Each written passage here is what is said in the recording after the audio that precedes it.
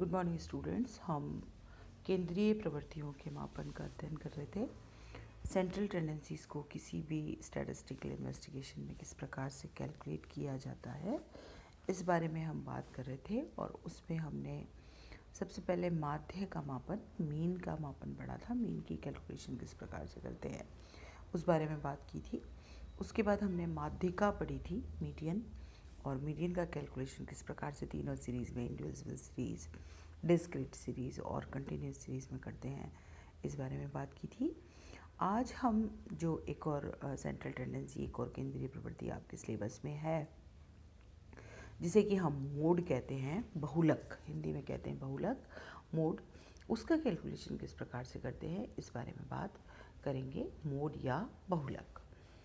Mode शब्द जो है ये वर्ड फ्रेंच लैंग्वेज से लिया गया है। फ्रेंच लैंग्वेज का एक वर्ड है ला मोड, जिसका मतलब होता है फैशन और सिस्टम। वहाँ से ये शब्द जो है लिया गया है। ये वो वैल्यू है, जैसे नाम से पता लग रहा है, फैशन से मतलब है जिसका ट्रेंड ज़्यादा है, राइट। तो ये वेरिएबल्स की वो वैल्यू है जिसकी की फ्रीक्वेंसी मैक्सिमम होती है, जो सबसे ज़्यादा बार रिपीट हो रही है। ऐसी वैल्यू को हम मोड कहते हैं, मॉडल वैल्यू कहते हैं। और इसको हम Z या MO से लिखते हैं। मोस्ट ऑफ द टाइम आपको बुक्स में Z मिलेगा, कहीं कहीं पे आपको MO भी मिलेगा। तो ये मॉडल वैल्यू या मोड कहलाती है, Z या MO से लिखी जाती है। और ये वो वैल्यू है जो कि मैक्सिमम टाइम रिपीट हो रही है, जिसकी की फ्रीक्वेंसी सबसे ज़्यादा है, जो बार बार आ रही है। इस प्रकार की वैल्यू डाटा में, रॉ डाटा जब हम कलेक्ट करते हैं, तो जो वैल्यू बार बार आ रही है उस वैल्यू को हम मोड कहते हैं। मोड को डिफाइन कर सकते हैं the value of maximum frequency, that mode is known as value of maximum frequency. अगर हर एक वैल्यू केवल एक ही बार ही आ रही है, तो उस स्थिति में हम कहते हैं कि इस डाटा में देयर इज़ नो मोड। और हम कह सकते हैं that all the values are mode, सारी वैल्यू मोड्स हैं, या फिर एक भी मोड वहाँ पर नहीं है, कुछ भी कह लीजिए, दोनों एक ही बात है। अगर वहाँ पे दो या ज़्यादा वैल्यू मैक्सिमम फ्रीक्वेंसी के साथ आ रही है, मतलब सेम फ्रीक्वेंसी दो या उससे ज़्यादा वैल्यू की है, तो उस स्थिति में दो या ज़्यादा मोड होंगे। और अगर ये दो होंगे तो हम इसको बाई मॉडल कहेंगे, बाई मॉडल डाटा या बाई मॉडल फ्रीक्वेंसी डिस्ट्रीब्यूशन। मान लीजिए तीन है जिनकी की फ्रीक्वेंसी सिमिलर है, तो हम इसको ट्राई मॉडल फ्रीक्वेंसी डिस्ट्रीब्यूशन कहेंगे। और मान लीजिए तीन से भी ज़्यादा बार कोई ऐसा डाटा है जो कि बार सिमिलर नंबर ऑफ फ्रीक्वेंसी के साथ है, तो उस स्थिति में हम इसको मल्टी मॉडल फ्रीक्वेंसी डिस्ट्रीब्यूशन कहेंगे। तो जितने मोड हैं उसके अकॉर्डिंग हम इसको unimodal, bimodal, trimodal या मल्टी मॉडल फ्रीक्वेंसी डिस्ट्रीब्यूशन कहते हैं। अब हम बात करते हैं कि हम मोड को कैलकुलेट कैसे करेंगे, किस प्रकार से निकालेंगे। तो जो है इंडिविजुअल डाटा की अगर मैं बात करूं, तो जो पहला मेथड है, वैसे तीनों में ये काम आता है, लेकिन जो पहला मेथड है वो मेथड है बाय द इंस्पेक्शन।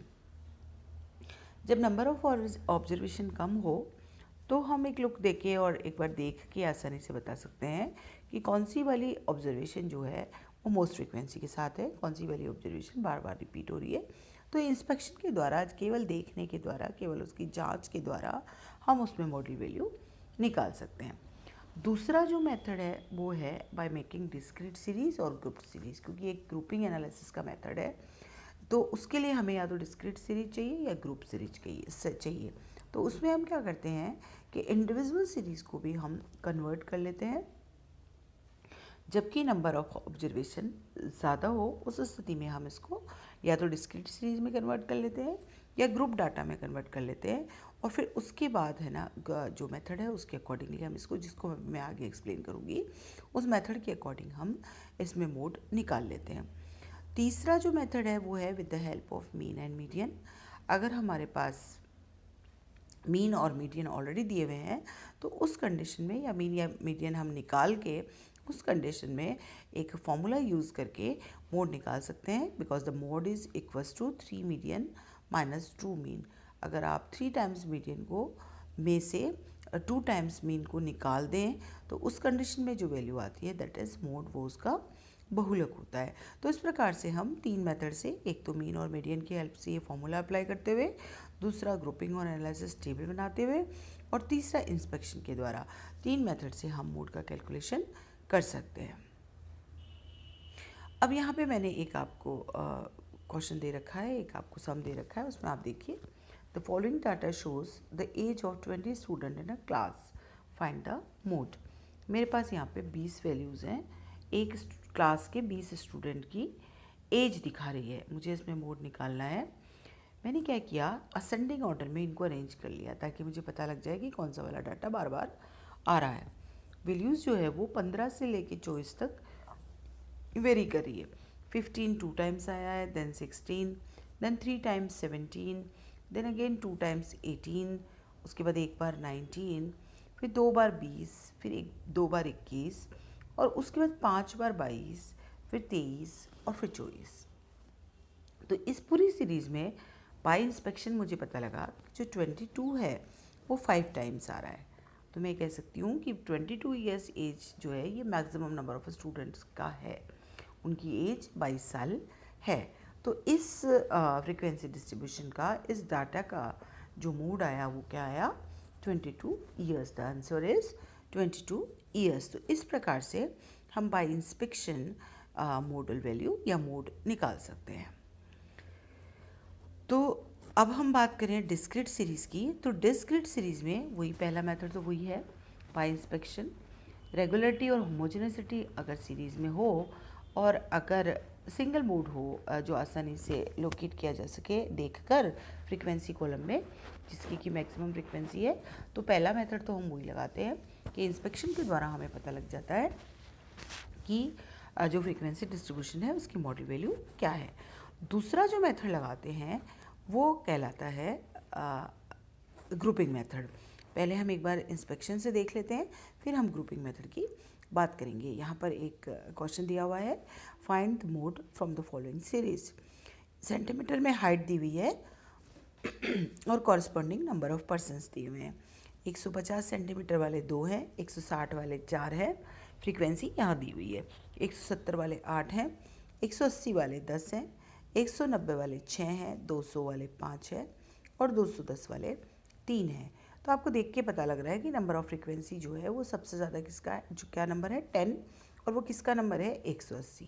तो बाय इंस्पेक्शन हम ये कह सकते हैं कि maximum frequency is 10 and which is correspond to the value of 180। So the mode is 180 centimetre. इस डिस्ट्रीब्यूशन का, इस डाटा का जो मोड है वो है 180 सेंटीमीटर। तो इस प्रकार से हम इंस्पेक्शन के द्वारा डिस्क्रीट सीरीज में भी मोड का पता लगा सकते हैं। दूसरा जो मेथड हम बात कर रहे हैं वो कहलाता है grouping method. When there are irregulation in the frequency, increase और डिक्रीज इन हैपेजेंट मैनर, और दो या दो से ज़्यादा फ्रीक्वेंसी इक्वल हो और हमें पता नहीं लग पाए कि कौन सी फ्रीक्वेंसी मैक्सिमम फ्रीक्वेंसी है, या तो हम उसको बाई मॉडल डिस्ट्रीब्यूशन कहेंगे या फिर हमें उसमें से निकालना है। और ऐसे केस में हम ग्रुपिंग मेथड यूज़ करते हैं और जिसको कि हम बता सकें कि मैक्सिमम फ्रीक्वेंसी कौन सी वाली वैल्यू की है। और नॉर्मल कंडीशंस में भी हम ग्रुपिंग मेथड को यूज़ कर सकते हैं। सिंगल मोड निकालने के लिए बेसिकली हम ग्रुपिंग मेथड का यूज़ करते हैं। इसमें क्या करते हैं हम, ये 3 स्टेप्स में होता है। पहले स्टेप में हम एक टेबल बनाते हैं जिसको हम ग्रुपिंग टेबल कहते हैं। दूसरे स्टेप में हम एक टेबल बनाते हैं जो एनालिसिस टेबल कहलाती है, और फिर तीसरे स्टेप में हम मोड निकालते हैं। ग्रुपिंग टेबल में हम क्या करेंगे, कॉलम बनाएंगे 6। पहले कॉलम में जो गिवन फ्रीक्वेंसी से वो लिखेंगे, वैसे 7 कॉलम हो जाते हैं। पहला तो वेरिएबल्स का कॉलम होता है, फिर उसके बाद हमने जो 6 कॉलम बनाए उनमें पहले कॉलम में जो नॉर्मली हमें जो फ्रीक्वेंसी दी हुई है वो फ्रीक्वेंसीज लिख देते हैं, और फिर दूसरे कॉलम में हम 2-2 फ्रीक्वेंसीज को जोड़ के लिखते हैं, पहली और दूसरी फ्रीक्वेंसी, तीसरी और चौथी फ्रीक्वेंसी, पाँचवीं और छठवीं frequency, and so on. First 1 + 2, 3 + 4, 5 + 6, 7 + 8 and so on. इस तरह से हम 2-2 फ्रीक्वेंसीज को जोड़ के लिख सकते हैं। तीसरे कॉलम में हम पहली फ्रीक्वेंसी को छोड़ के आगे की 2-2 फ्रीक्वेंसीज को जोड़ते हुए लिख लेते हैं। फर्स्ट फ्रीक्वेंसीज को छोड़ दीजिए, उसके बाद 2 + 3, 4 + 5, 6 + 7, 8 + 9 एंड सो ऑन। फिर क्या करते हैं, चौथे कॉलम में हम 3-3 के जोड़े में इन फ्रीक्वेंसीज को जोड़ते हैं, मतलब first, second, third, then 4, 5, 6, then 7, 8, 9। इस तरह से हम फ्रीक्वेंसीज को जोड़ते रहते हैं। उसके बाद वाले 5वें कॉलम में हम पहली फ्रीक्वेंसी को छोड़ के 3-3 के जोड़े में फ्रीक्वेंसीज को जोड़ते रहते हैं। पहली को छोड़ दीजिए, 2 + 3 + 4, 5 + 6 + 7, देन 8 + 9 + 10 एंड सो ऑन। और उसके बाद हम सिक्स्थ कॉलम में, नेक्स्ट कॉलम में शुरू की दो फ्रीक्वेंसीज को छोड़ के, 1 एंड 2 को छोड़ के, उसके बाद 3, 4, 5 को जोड़ेंगे, 6, 7, 8 को जोड़ेंगे एंड 9, 10, 11 को जोड़ेंगे। इस तरह से हम 3-3 के जोड़े में फ्रीक्वेंसीज को जोड़ते हैं। मैं रिपीट कर रही हूँ, पहले कॉलम में नॉर्मल फ्रीक्वेंसी, सेकंड कॉलम में 2-2 के जोड़े में फ्रीक्वेंसी का जोड़, तीसरे कॉलम में पहली फ्रीक्वेंसी को छोड़कर 2-2 के जोड़े में फ्रीक्वेंसी का जोड़, चौथे कॉलम में 3-3 की तीनों फ्रीक्वेंसी एक साथ जोड़ के, पांचवें कॉलम में पहली फ्रीक्वेंसी को छोड़ के 3-3 के जोड़े में, और छठे कॉलम में पहली और दूसरी फ्रीक्वेंसी को छोड़ के 3-3 के जोड़े में फ्रीक्वेंसीज का जोड़। फिर क्या करते हैं, एक एनालिसिस टेबल बनाते हैं जिसमें कि मैक्सिमम फ्रीक्वेंसी जो है वो जो भी ग्रुपिंग टेबल में जितने भी कॉलम थे, उन हर एक कॉलम के सामने, हर एक कॉलम में हम उसकी मैक्सिमम फ्रीक्वेंसी, उस कॉलम की मैक्सिमम फ्रीक्वेंसी लेते हैं और वो किन किन फ्रीक्वेंसी से मिलकर बनी है उसके सामने एक टिक मार्क लगा लेते हैं, उसको हम नोट कर लेते हैं। ये कहलाती है एनालिसिस टेबल। और फिर जिसकी सबसे ज़्यादा वैल्यूज़ आती है उसके अकॉर्डिंग हम मोड निकाल लेते हैं, जो कि हमारा तीसरा स्टेप है। मोड की लोकेशन निकाल लेते हैं, जो मैक्सिमम नंबर पे आएगा वो मोड होगा। किस तरह से करेंगे, हम एक सम से समझने की कोशिश करेंगे। हमारे पास यहाँ पर एक डाटा है जिसमें कि हमें मोड का कैलकुलेशन करना है। मार्क्स दिए हुए हैं, नंबर ऑफ़ स्टूडेंट दिए हुए हैं। अब मैं पहला काम क्या करूँगी, ग्रुपिंग टेबल बनाऊँगी। पहले मैंने मार्क्स लिख दिए, उसके बाद मैंने 6 कॉलम बना लिए। ठीक है, ये क्या है, मैं ग्रुपिंग टेबल बना रही हूँ जिसमें मैं फ्रीक्वेंसीज़ को प्लस कर करके लिखूँगी। कॉलम 1 में मैंने सारी फ्रीक्वेंसीज़ लिख दी एज इट इज़, जैसे कि मुझे सब में दी हुई है, और बाय इंस्पेक्शन मेथड मैंने उस फ्रीक्वेंसी को गोला बना दिया, उस फ्रीक्वेंसी को मार्क कर दिया जो कि मैक्सिमम है, जिसमें कि सबसे ज़्यादा नंबर है। तो 24 सबसे ज़्यादा नंबर है, जो कि 15 मार्क्स की फ्रीक्वेंसी है, तो उसको मैंने गोल कर दिया है, इसके चारों तरफ मैंने गोला बना दिया। कॉलम 2 में मैं 2-2 फ्रीक्वेंसीज़ को जोड़ के लिखूँगी, तो 4 + 6 इज़ 10, 5 + 10 15, 20 और 22 42, 24 और 6 30, 2 + 1 3। इस तरह से मैंने कॉलम 2 में 2-2 फ्रीक्वेंसी को जोड़ के लिख दिया। कॉलम 3 में मैंने पहली फ्रीक्वेंसी को छोड़ दिया और आगे मैंने 2-2 के जोड़े में जोड़ना शुरू कर दिया। 6 + 5 11, 10 and 20 30, 22 और 24 46, 6 और 2 8, एक अकेला बच गया, उसको मैंने छोड़ दिया। क्लियर। कॉलम 4 में मैंने 3-3 को फ्रीक्वेंसीज को जोड़ना शुरू किया, 4, 6 and 5 which is 15, 10, 20, 22 which is 52, उसके बाद 24, 6 और 2 विच इज़ 32। देन मैंने एक जो है अकेला बचा है उसको मैंने छोड़ दिया, एक्स लिख दिया उसके सामने। कॉलम 5 में मैंने पहली फ्रीक्वेंसी को छोड़ दिया और उसके बाद 3-3 के जोड़े में जोड़ना शुरू किया, 4 को छोड़ दिया, 6, 5 और 10 को जोड़ा 21, 20, 22, 24 को जोड़ा 66, 6, 2 और 1 को जोड़ा 9। लास्ट कॉलम में, कॉलम 6 में मैंने शुरू की 2 फ्रीक्वेंसीज को छोड़ दिया और बची हुई फ्रीक्वेंसी को 3-3 के जोड़े में जोड़ा, 5, 10, 20 35, 22, 24, 6 52 और उसके बाद 2 बची, उनको मैंने छोड़ दिया। तो इस प्रकार से मैंने यहाँ पर एक ग्रुपिंग टेबल बना ली। अब मुझे क्या करना है, एनालिसिस टेबल बनाना है। मैंने हर एक कॉलम में जो मैक्सिमम फ्रीक्वेंसी का नंबर आ रहा है उसको राउंड ऑफ कर लिया, उसको गोला बना दिया। 24, 42 कॉलम 2 में, कॉलम 3 में 46, कॉलम 4 में 52, कॉलम 5 में 66 एंड कॉलम 6 में 52। लाइक दिस मैंने इनको गोला बना लिया। अब मैंने ये देखा है कि जो भी ऊपर मैंने मार्क्स लिख दिए, नीचे इधर साइड मैंने कॉलम नंबर लिख दिया, जो भी वैल्यू है वो किस किस से मिलकर बनी हुई है। पहली वैल्यू है 24, जो किससे बनी है 15, तो मैंने 15 के आगे 1 लिख दिया। उसके बाद सेकंड मेरी 42, जो किससे 20 और 22, तो वो मैंने जो कि 13 और 14 से मिलकर बनी है, तो मैंने 13 और 14 के आगे 1 1 बना दिया। उसके बाद जो थर्ड वैल्यू है मेरी कॉलम 3 की, वो 46 है और वो किस किस से मिलकर बनी हुई है, वो बनी है 14 और 15 से, उसके आगे मैंने 1 1 लगा दिया। फिर चौथी वैल्यू जो है मेरी वो 52 है और वो 10, 20 और 22 का जोड़ था जो 12, 13 और 14 के सामने है, तो मैंने 12, 13 और 14 के सामने एक एक एक एक लिख दिया।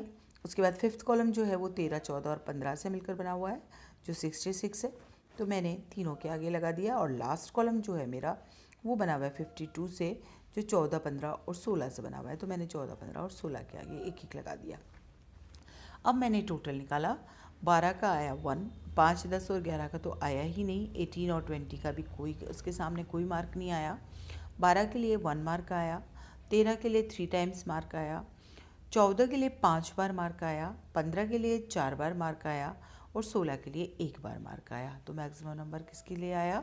14 के लिए आया। The highest total in the analysis table is 5 and the item which is corresponding to it is 14, so the mode is 14। और इस प्रकार मैंने यहाँ पे मोड को कैलकुलेट किया। इसका मोड क्या आया? 14 या 14 इसका मोड आया जिसकी की फ्रीक्वेंसी 22 है। तो आप देखिए, आपको देखने में 15 यहाँ पे मोड लग रहा था, जबकि आया क्या है? 14 हमारे पास यहाँ पे मोड आया। तो ये इंस्पेक्शन मेथड से अलग इसका आंसर आया। अगर हमने इंस्पेक्शन मेथड से किया होता तो हमने 15 आंसर दिया होता। तो यहाँ पे मोड इज़ 14 बिकॉज 14 जो है वो 5 टाइम्स, ये आइटम जो है इसकी वैल्यू सबसे ज़्यादा बार आ रही है। तो इस प्रकार से हम मोड का कैलकुलेशन बाय ग्रुपिंग मेथड करते हैं। तो आप इस मेथड को करके देखिए और कल हम मतलब नेक्स्ट क्लास में हम कंटिन्यूस सीरीज़ में ये मेथड किस प्रकार से अप्लाई करते हैं और कंटिन्यूस सीरीज़ में मोड किस प्रकार से निकालते हैं उसके बारे में बात करेंगे। Thank you.